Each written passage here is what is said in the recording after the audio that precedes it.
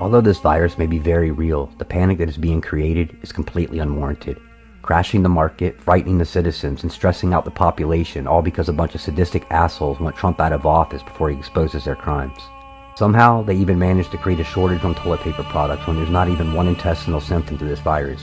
The media and the Democrats are playing us like a bunch of puppets, and all this is doing is revealing people's greed, pettiness, and selfishness. Meanwhile, while you wealthy liberal do-gooders smile as our economy falls, and the events around the country shut down, the people that you claim to care about no longer get tips at work. They no longer get customers in their small businesses, and are no longer able to pay their rent. I remember how the last pandemic went down, and Obama was a failure compared to how the president has handled this. No matter how you spin it, Trump was on top of this as well as anybody could have been. He took control of a black swan that nobody ever expected. It is damn well obvious that if Trump could walk on water, you snowflake traders would just say he couldn't swim. Whether you like him or hate him, you think this would be the time to drop the political charade and be part of the solution instead. Every Democrat politician and mainstream media source referred to this virus as the Wuhan or the China virus, and the internet is filled with examples. Yet you self-righteous media monkeys virtue signal us and call us racist. You have quite literally started getting your talking points from the Chinese Communist government-run media. You have to ask yourself, how and when did China get so much power over our country? However, none of this even compares to the actions of the drunk babbling harpy and her liberal sycophants. You act as if our president is not doing everything he should, and you blame him for your slow crawl. If there was ever a time where we need to work together for the people, it is now.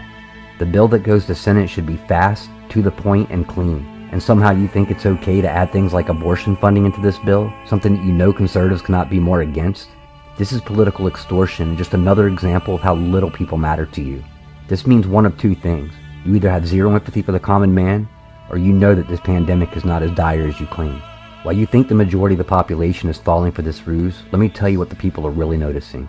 We notice that the media is completely dishonest, creating panic when our leader is trying to create calmness.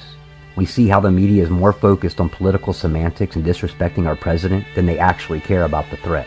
We realize that we are dependent not only on supplies from another country, but a country who is our enemy and started this whole problem to begin with.